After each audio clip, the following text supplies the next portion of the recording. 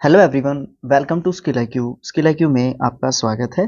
तो हमारे नरेशन जो है हम उसके वीडियो जो है चले हुए हैं एक्सरसाइज के लिए। उसके साथ साथ क्योंकि पॉसिबल नहीं हो पा रहा है हमारे लिए अभी, तो उसके साथ साथ हम जो है एक बीच में सब्जेक्ट वर्ब एग्रीमेंट का कॉमन एरर का क्वेश्चन कर लेते हैं। जैसा कि मैंने आपको बताया था कि हम जो है सबसे पहले सारे लेसन्स के कॉमन एरर्स को देखेंगे। ठीक है, सारे लेसन्स के कॉमन एरर्स के बाद हम बाकी के फिलअप्स या इन सब चीज़ों को देखेंगे। ठीक है, तो चलिए देखते हैं अपना क्वेश्चन नंबर 2 जो है हमारा लेसन नंबर फर्स्ट के लिए। क्वेश्चन नंबर 2 जो है जिसमें 25 जिसमें क्या है 25 क्वेश्चंस हैं कॉमन एरर से रिलेटेड। इन सब को हम एक ही वीडियो में, इसी वीडियो में जो है क्लियर करने वाले हैं विद ब्रीफ एक्सप्लेनेशन। ठीक है, तो चलिए बिना किसी देरी के अपना स्टार्ट करते हैं। अपना फर्स्ट जो क्वेश्चन है उसको देखिए यहाँ पे सबसे पहली चीज तो क्या है, सबसे पहली चीज फर्स्ट जो चीज है वो क्या है, इसमें कमी क्या है, इसमें एरर क्या मिलेगा, सब्जेक्ट वर्ब एग्रीमेंट का एरर मिलेगा। यानी कि या तो किसी वर्ब की जरूरत होगी या किसी नाउन का भी हो सकता है। इसके अंदर नाउन के साथ इसका खास रिलेशन होता है, यानी कि सब्जेक्ट के साथ। अगर सब्जेक्ट हमारा प्लूरल होता है तो हमारा वर्ब भी प्लूरल होता है। ठीक है, प्लूरल वर्ब का यूज करेंगे। अगर हमारा सब्जेक्ट सिंगुलर होता है तो हमारा वर्ब भी सिंगुलर होता है।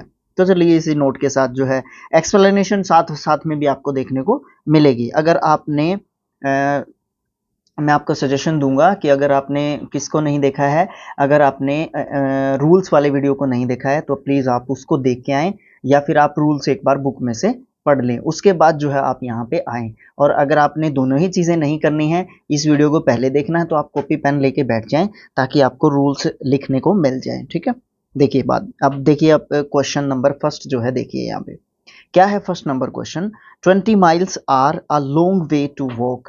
अब यहाँ पे फोर्थ जो ऑप्शन है नो एरर है, ये सब तो चीजें बताने की बात है ही नहीं है यहाँ पे। ठीक है, तो यहाँ पे जो है यहाँ पे क्या प्रॉब्लम है, यहाँ पे एक चीज होती है, एक तो होता है, एक होता है नंबर ऑफ एडजेक्टिव हमारा आता है एक चीज, और इसके होते हैं दो पार्ट। एक पार्ट तो इसका होता है कोऑर्डिनल एडजेक्टिव और दूसरा पार्ट इसका होता है ऑर्डिनल एडजेक्टिव। अब कोऑर्डिनल एडजेक्टिव जो है हमारे कौन से होते हैं, कोऑर्डिनल एडजेक्टिव होते हैं हमारे, जैसे ये लिखा हुआ है 20, 25, 1, 2, 3, ये होते हैं कोऑर्डिनल एडजेक्टिव।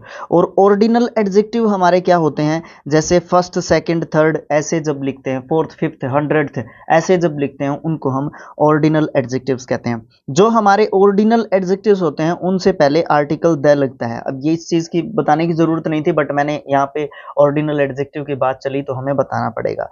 अब बात करते हैं कोऑर्डिनल एडजेक्टिव की। जब हम कोऑर्डिनल एडजेक्टिव की बात करते हैं और उसके साथ हमारा प्लूरल नाउन हो और उस वो पूरा सब्जेक्ट के रूप में लिखा गया है, तो उसको हम प्लूरल सब्जेक्ट नहीं कहते हैं, उसको हम क्या कहते हैं, सिंगुलर सब्जेक्ट कहते हैं। तो अगर हमारा ये सिंगुलर सब्जेक्ट है तो यहाँ पे प्लूरल वर्ब नहीं आएगा, तो यहाँ पे क्या आना चाहिए, यहाँ पे इज आना चाहिए। समझ में आई आपको ये बात, समझ में आई है ना, ये बात आनी चाहिए। अगर नहीं आए तो कमेंट बॉक्स में लिख देना, क्योंकि ज़्यादा समय मैं अगर एक ही सेंटेंस पे रखूंगा तो 25 सेंटेंसेस हैं तो बहुत ज़्यादा लंबा वीडियो हो जाएगा। सेकंड सेंटेंस देखिए, सेकंड सेंटेंस में क्या कहता है, neither my wife nor my brother in law were able to help me in my work. तो यहाँ पे क्या है, देखिए सबसे पहली चीज क्या है, यहाँ पे है नाइदर और यहाँ पे है नोर। जब नाइदर नोर होते हैं, आइदर और होते हैं, but not only but also होते हैं, ठीक है, या फिर अकेला और होता है या फिर बट होता है, इन सिचुएशंस में हम क्या करते हैं, इन सिचुएशंस में हम क्या करते हैं, जो सब्जेक्ट हमारा नोर के पास होगा उसको देख के अपनी वर्ब का यूज करते हैं।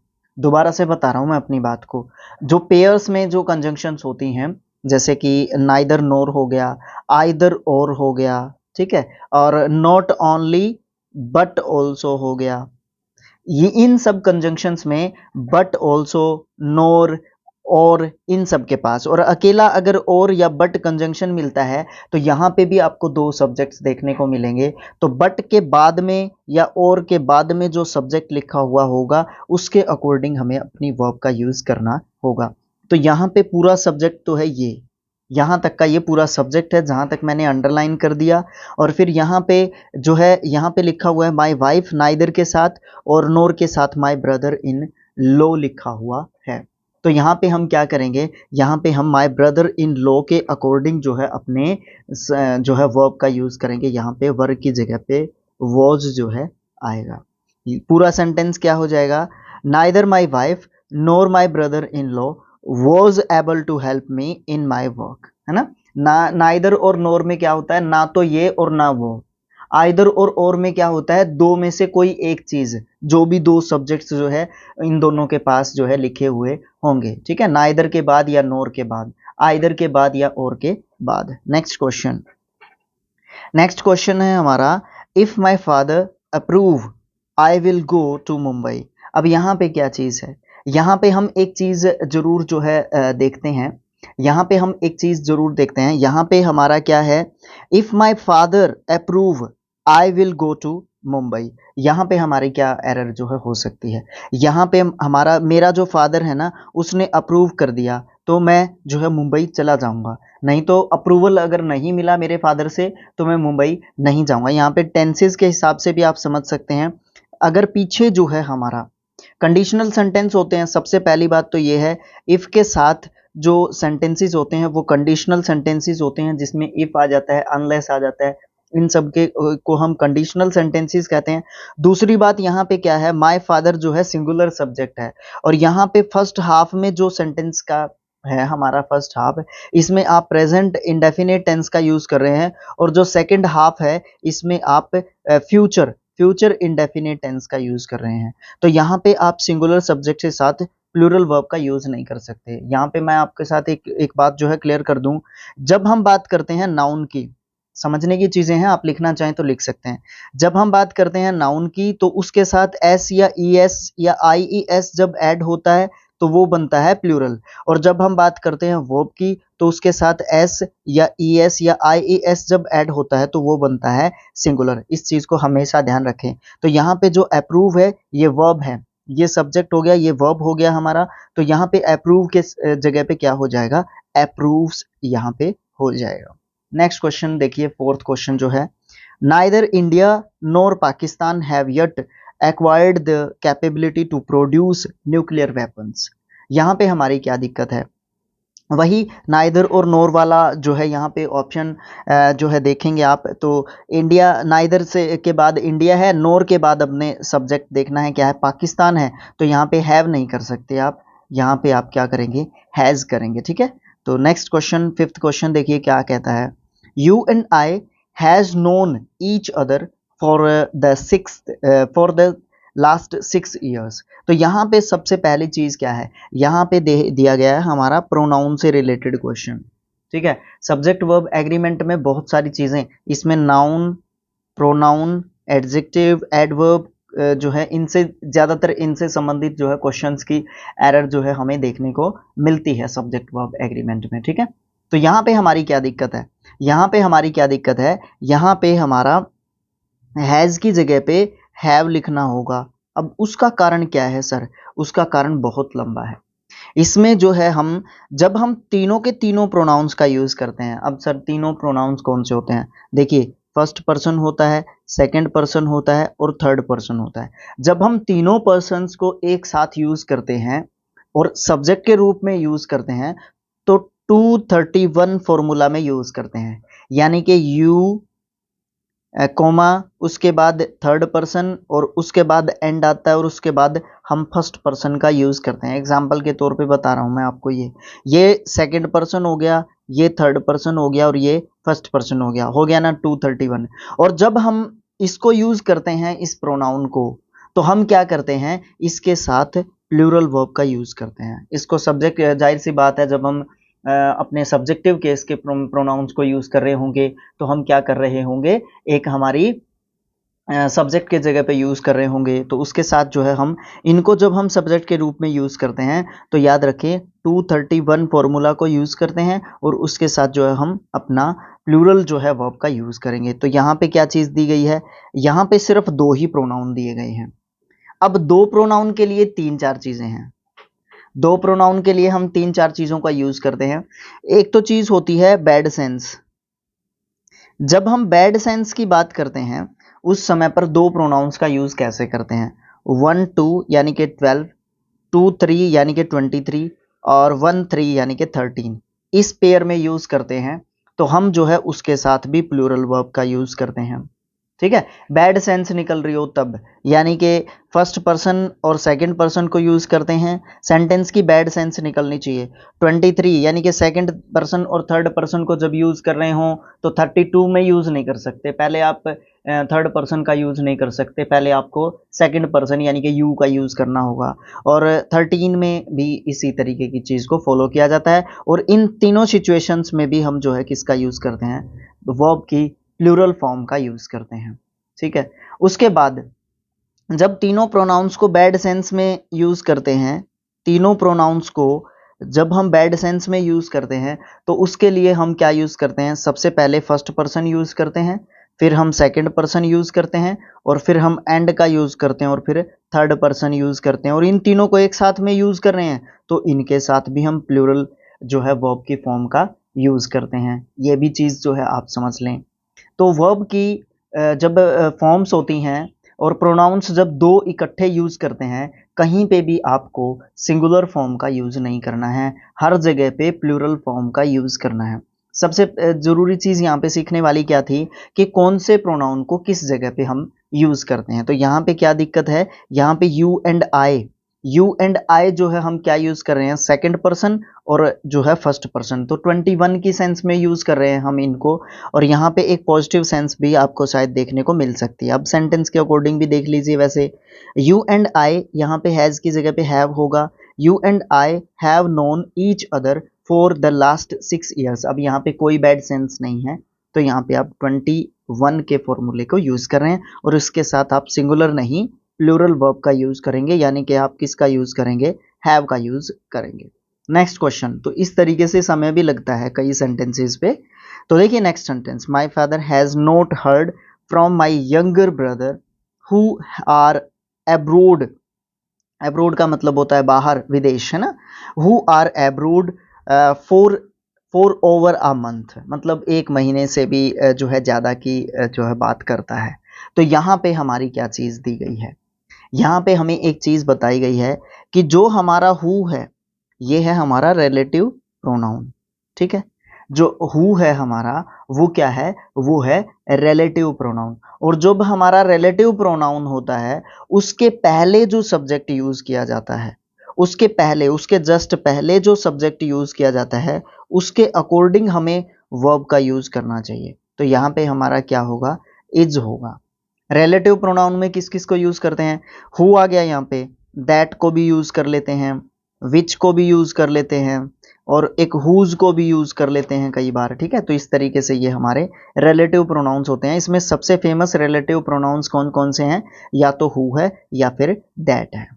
क्वेश्चन नंबर 7 की बात करते हैं।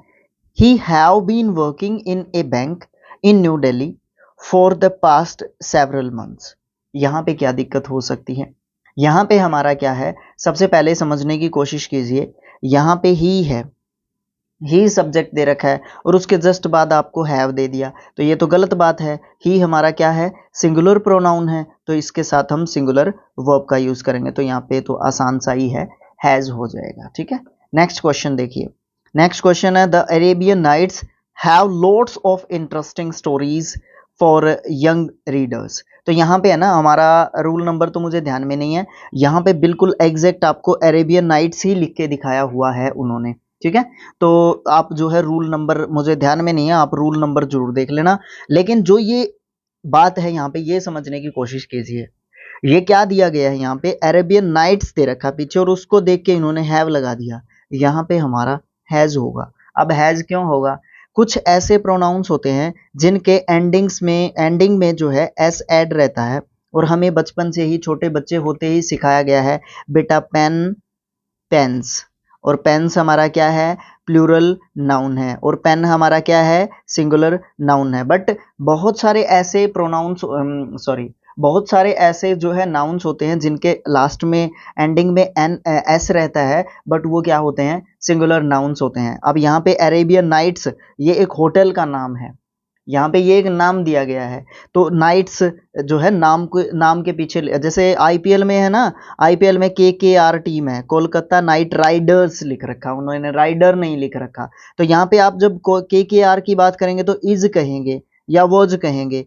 आप यहाँ पे आर या फिर वर नहीं कहेंगे। क्लियर है ना चीज, है समझ रहे हैं ना आप, रिलेट कर पा रहे हैं ना चीज को। तो इस तरीके से आप जो है इसको क्या कर देंगे, यहाँ पे आप हैज लिखेंगे ना कि have. Every man, woman and child are now aware of the terrible consequence of the habit of smoking।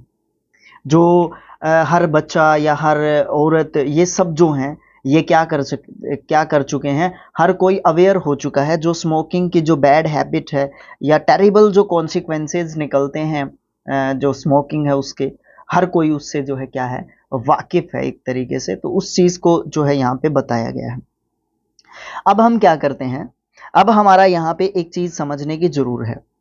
यहाँ पे एक तो एवरी दिया गया है, इसके साथ साथ ईच होता है, एक आइदर भी होता है और एक नाइदर भी होता है। ये होते हैं सब्जेक्ट के रूप में। और इनके बाद अगर सिंगुलर काउंटेबल नाउन, समझने की कोशिश कीजिए, सिंगुलर काउंटेबल नाउन इन सब के जस्ट बाद दे रखा हो, जैसा कि यहाँ पे दे रखा है, यहाँ पे कोमा लगा के आगे तक सिंगुलर काउंटेबल नाउन दे रखे हैं। अब मैन को भी हम गिन सकते हैं, वुमेन को भी गिन सकते हैं और चाइल्ड को भी गिन सकते हैं। क्लियर है, समझ रहे हैं आप इस चीज को। और जब इनके बाद हम सिंगुलर काउंटेबल नाउन देते हैं तो उसके बाद इनको हम सिंगुलर सब्जेक्ट के रूप में काउंट करते हैं, इसको आप प्लूरल सब्जेक्ट के रूप में काउंट नहीं कर सकते। एक तो ये चीज है यहाँ पे समझने की। अब दो चीजें और बताता हूं मैं आपको। एक तो होता है हमारा नाउन। अब नाउन में हमारे नाउन होते हैं काउंटेबल और अनकाउंटेबल के फॉर्म में भी होते हैं, काउंटेबल और अनकाउंटेबल। ठीक है, एक तो ये कैटेगरी होती है हमारे नाउन की।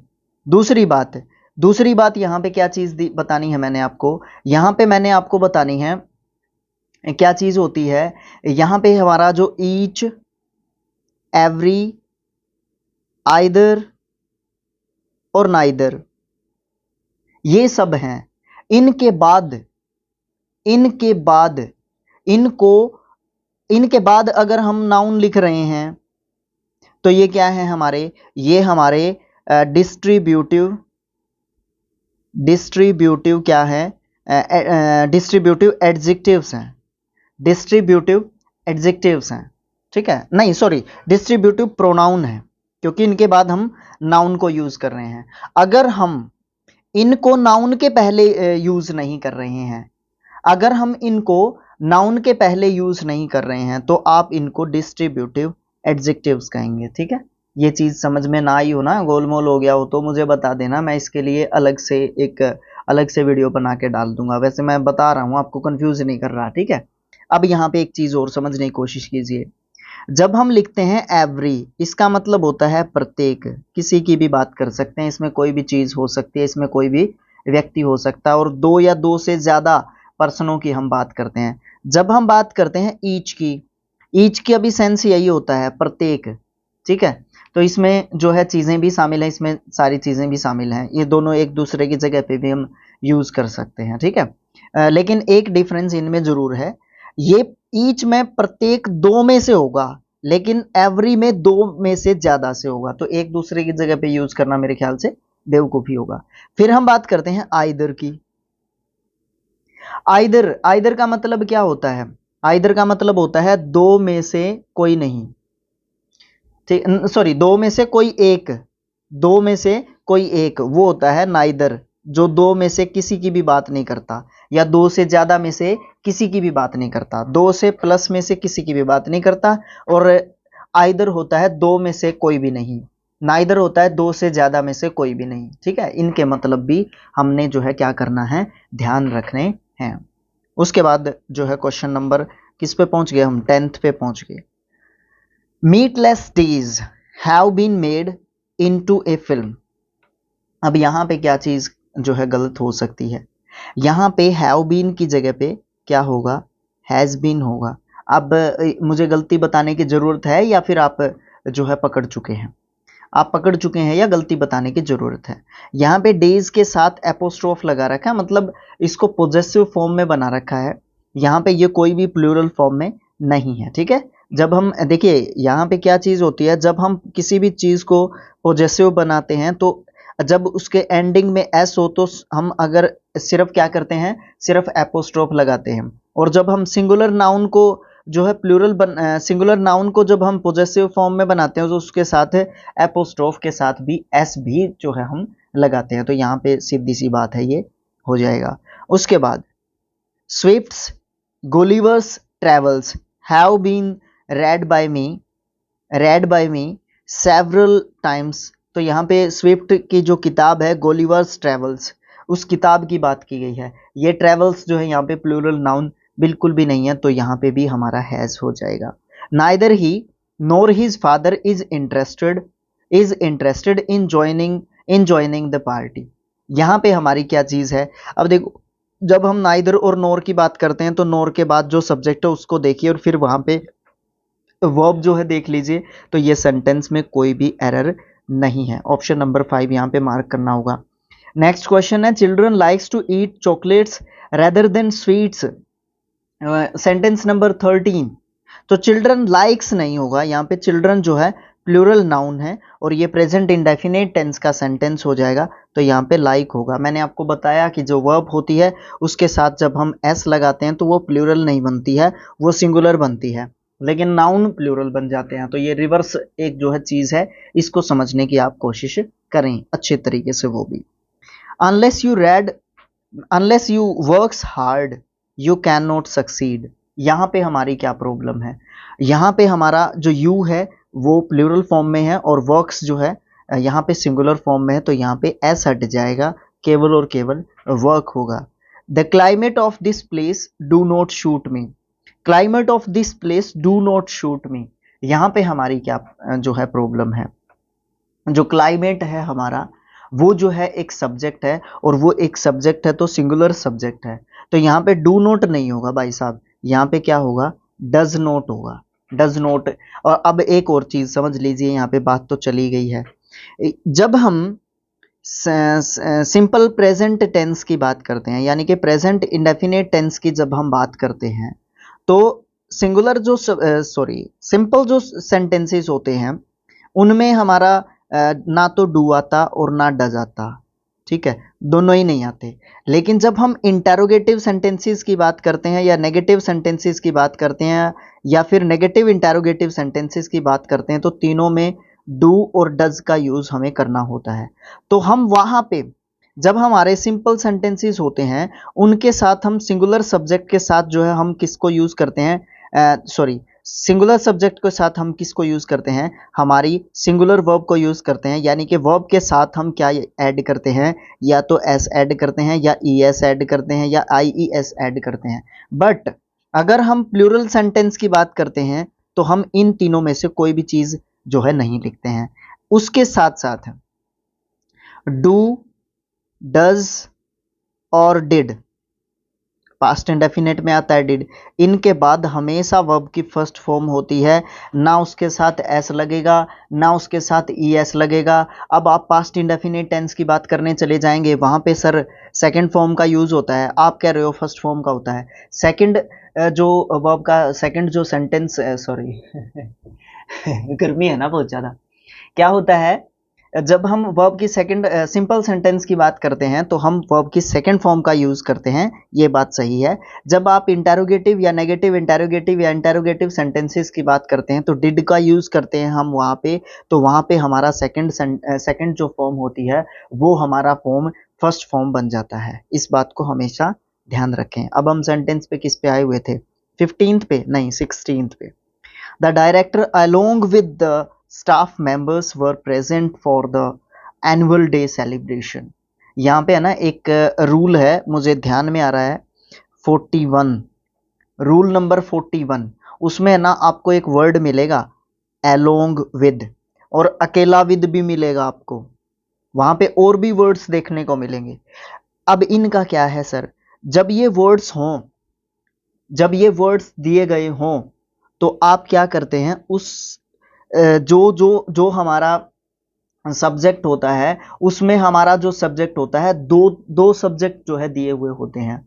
उसमें हमें क्या करना पड़ता है, जो इन वर्ड्स से पहले जो सब्जेक्ट होता है, अगर वो सिंगुलर है तो वर्ब हमारी क्या आएगी, सिंगुलर आएगी। अगर वो सब्जेक्ट प्लूरल है तो हमारी वर्ब क्या आएगी, प्लूरल आएगी। सीधी सी बात है, यहाँ पे वॉज आएगा, वर्ब की जगह पे हमारा क्या आएगा, वॉज आएगा। समझ लीजिए इस चीज को। The director along with the staff members. अब यहाँ पे स्टाफ मेंबर्स को देख के अगर आप ये देख के चले जाएंगे कि वर्ब दिया हुआ है, प्लूरल फॉर्म है, उसके साथ लगता हुआ सब्जेक्ट प्लूरल फॉर्म में है, तो यहाँ पे बिल्कुल सही है और कोई दिक्कत हो सकती है, तो आप बिल्कुल गलत सोच रहे हैं। If you follows my instructions, you will get a suitable reward for that. यहाँ पे हमारी क्या दिक्कत है, यहाँ पे सेंटेंस नंबर 17 की बात कर रहे हैं हम। यहाँ पे हमारा फॉलोज की जगह पे फॉलो होगा। क्यों? क्योंकि हमारा जो क्या बोलते हैं उसको, सब्जेक्ट, हमारा जो सब्जेक्ट है वो हमारा प्लूरल फॉर्म में है, तो आप वर्ब भी प्लूरल लगाएंगे। ये बार बार बताने की जरूरत नहीं है क्योंकि इसका पहले जिक्र हो चुका है। Raman was one of those great sons of India who has earned everlasting fame for scientific research. यहाँ पे क्वेश्चन बहुत जबरदस्त आया है ये। एक तो चीज आप समझें, जब भी आपको सब्जेक्ट जब शुरू होता है आपका सेंटेंस, वन ऑफ द जब आपको लिखा मिले तो उसके बाद आपको प्लूरल नाउन देखने को मिलेगा, और ये जो है क्या लेता है, ये अपना सिंगुलर वर्ब लेता है। ये हमेशा ध्यान रखें। प्लूरल नाउन लिखा मिलेगा, वन ऑफ द लिखा मिलेगा, उस और ये सब्जेक्ट की जगह पे लिखा मिलेगा, और सेंटेंस वन ऑफ द से शुरू होगा। ये पूरा सब्जेक्ट है तो उसके साथ आपको सिंगुलर वर्ब का यूज करना है, और आर्टिकल द में ये चीज भी बताई जाती है। उसके बाद एक और चीज का ध्यान रखना है। सेंटेंस नंबर 18 की बात कर रहे हैं हम। वन ऑफ दिया हुआ है, उसके बाद जो है हमारा प्लूरल जो है नाउन भी लिखा हुआ है, और फिर ऑफ भी लिखा हुआ है, और फिर उसके बाद सिंगुलर नाउन भी लिख रखा है, और उसके बाद जो है हमारा रिलेटिव प्रोनाउन भी लिख रखा है। अब रिलेटिव प्रोनाउन आप जानते हैं कौन कौन से हमारे होते हैं, ठीक है। तो हम इस सिचुएशन में जो है किसका यूज करते हैं, प्लूरल जो है वर्ब का यूज करते हैं। यहाँ पे हैज की जगह पे क्या होगा, हैव होगा, ठीक है। अब एक और चीज यहाँ पे जो है समझने की जरूरत है। वन ऑफ द लिख रखा है, इसका आंसर मैंने आपको दे दिया। वन ऑफ द लिख रखा है, फिर प्लूरल नाउन दे रखा है या फिर प्लूरल प्रोनाउन दे रखा है, और फिर हमारा रिलेटिव प्रोनाउन दे रखा है, तो उसके साथ भी आप प्लूरल वर्ब का यूज करेंगे, ठीक है। ये चीज भी जो है आप हमेशा जो है ध्यान रखें।